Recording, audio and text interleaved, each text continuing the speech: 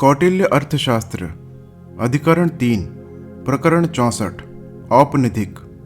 उपनिधि ऋण के सदृश ही उपनिधि अर्थात धरोहर विषयक नियम है।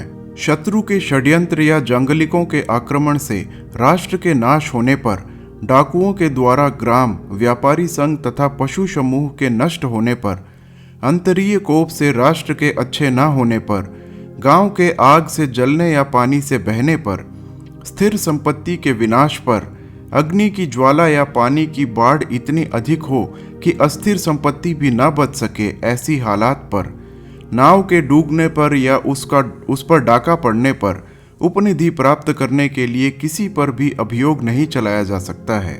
जो उपनिधि को अपने काम में लावें, उससे उसका बदला भोग वेतन लिया जाए और उस पर 12 पण जुर्माना किया जाए।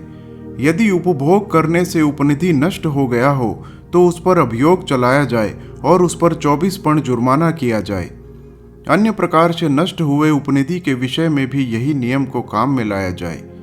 यदि कोई मनुष्य मर गया हो या तकलीफ में पड़ गया हो, उसके संबंध में यह नियम नहीं लगते, उस पर अभियोग भी नहीं चलाया जा सकता।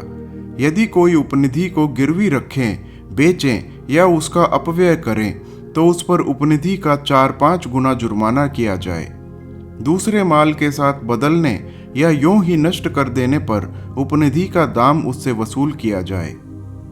आधि उपनिधि के सदृश ही आधि अर्थात गिरवी रखी चीज के नाश, उपभोग, विक्रय तथा आदान के नियम हैं। उत्पाद आदि नष्ट नहीं होता, इस पर ब्याज भी नहीं किया जा सकता। अनुत्पादक आदि नष्ट हो जाता है और उस पर ब्याज भी चढ़ता है। आदि लौटाने के लिए आए हुए मनुष्य को जो आदि ना लौटावें, उस पर 12 पण जुर्माना किया जाए।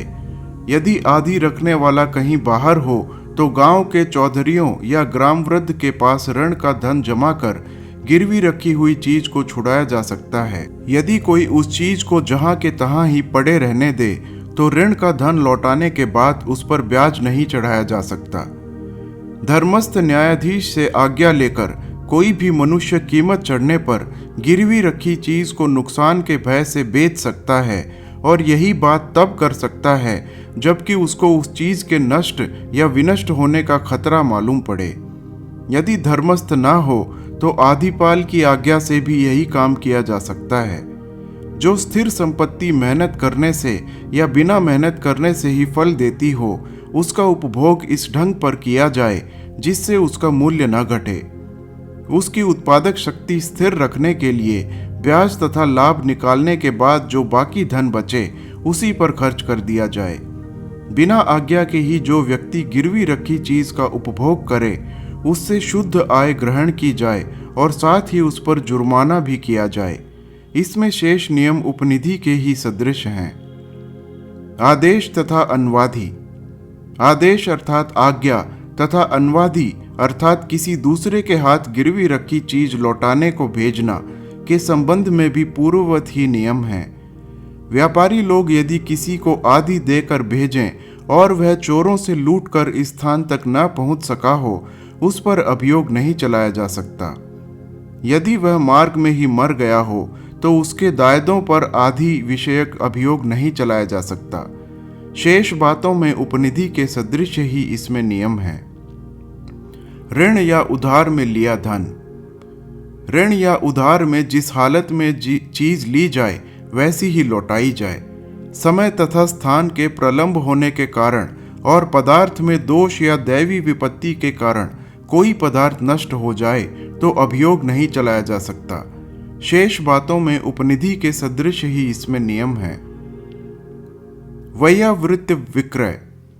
वैयावृत्त विक्रय या फुटकर विक्रय में नियम यह है कि जिस समय जिस स्थान पर जो माल बेचा गया हो उसका असली दाम तथा असली लाभ दिया जाए। शेष बातों में उपनिधि संबंधी नियम काम में लाए जाएं। यदि समय तथा स्थान के कारण नुकसान हो गया हो तो खरीदने वाले माल प्राप्त करने पर नुकसान तथा खर्चा दें। यदि पहले से ही दाम तय किया जा चुका हो तो उनको इस बात के लिए बाधित न किया जाए। दाम के कम होने पर कमी पूरी करके भी भुगतान किया जा सकता है। जो लोग कंपनी के नौकर हों या विश्वास पात्र हों या जिनको कभी भी राज्य से दंड ना मिला हो, वह लोग खराब होने से या दैवी विपत्ति से यदि पदार्थ नष्ट हो जाए या खो जाए तो उसका कुछ भी दाम न दें। चिरकाल तक रखने के बाद या किसी स्थान विशेष में भेजने के बाद जो माल बिकना हो उसका खर्च निकाल कर मूल्य तथा लाभ दिया जाए। यदि विक्रय पदार्थ बहुत प्रकार का हो तो उसका कुछ अंश नुकसान में निकाल दिया जाए। इसमें भी उपनिधि के सदृश ही अन्य बातों के नियम हैं। निक्षेप। निक्षेप अर्थात पेटी में बंद रखा धन तथा उपनिधि अर्थात खुली हालत में दिया गया धन के नियम एक सदृश हैं। जो व्यक्ति किसी के रखे धन को किसी दूसरे के सुपुर्द करे उसको दंड दिया जाए। यदि वह मुकर जाए तो उसको पूर्वकालीन स्थिति में निक्षेपता अर्थात धरोहर रखने वाला की बात प्रामाणिक मानी जाए। कारीगर लोग प्राय बेईमान होते हैं। निक्षेप में उनके धन रखने का कोई कारण नहीं है। अकारण रखे निक्षेप का यदि कोई अपव्यय करे तो निक्षेपता मकान में छिपकर खुफिया का काम करने वाले साक्षियों के द्वारा अपनी सच्चाई को सिद्ध करे। नाव के बीच में या बीच जंगल में बूढ़ा या बीमार व्यापारी गुप्त रूप से चिन्हित कर कुछ एक पदार्थ उसके पास निक्षेप में रखे और इसके बाद उसकी आज्ञा लेकर उसका लड़का या भाई निक्षेप को मांगे। यदि वह दे दे तो उसको ईमानदार समझा जाए और यदि वह मुकर जाए तो उससे निक्षेप ले लिया जाए और उसको चोरी संबंधी दंड दिया जाए। इसी प्रकार सन्यासी के रूप में श्रद्धेय साक्षी गुप्त रूप से चिन्हित कर कुछ माल उसके पास रखें। कुछ समय के बाद पुनः आकर मांगे। यदि वह दे दे तो वह ईमानदार और यदि वह न दे तो उससे निक्षेप तथा चोरी का जुर्माना ग्रहण किया जाए। अथवा एक बेवकूफ गवार के भेष में कोई मनुष्य गुरु चिन्हों से युक्त पदार्थ को लेकर रात में गली में निकले और पुलिस छीन लेगा, यह बहाना बनाकर उस हाथ में देकर उस पदार्थ को रख जाए। जेल में कैदी बनकर वह अपने पदार्थ को उससे मांगे। यदि तो वह दे दे तब तो वह ईमानदार माना जाए और अन्यथा उससे निक्षेप का धन ले लिया जाए और उसको चोरी का दंड दिया जाए। यदि कोई संबंधी अपने पूर्वजों के निक्षेप को किसी के यहाँ दे दे तो वह उससे मांग सकता है। यदि वह ना दे तो उसके साथ पूर्ववत व्यवहार किया जाए। द्रव्य संबंधी विवाद में द्रव्य कहाँ से प्राप्त हुआ यह सबसे पहले पूछा जाए। इसके बाद उस द्रव्य के चिन्ह तथा व्यवहार के संबंध में और अभियोक्ता की आर्थिक दशा के विषय में जांच पड़ताल की जाए। दो आदमियों में किसी प्रकार का भी आर्थिक व्यवहार हो उसमें इन्हीं नियमों को काम में लाया जाए। अपने या पराये के साथ जो भी शर्तनामे या व्यवहार विषयक बातें तय करनी हो वह साक्षियों के सम्मुख बिना किसी प्रकार के छिपाव के तय होनी चाहिए और उसमें देश तथा काल का विस्तृत रूप से वर्णन कर देना चाहिए।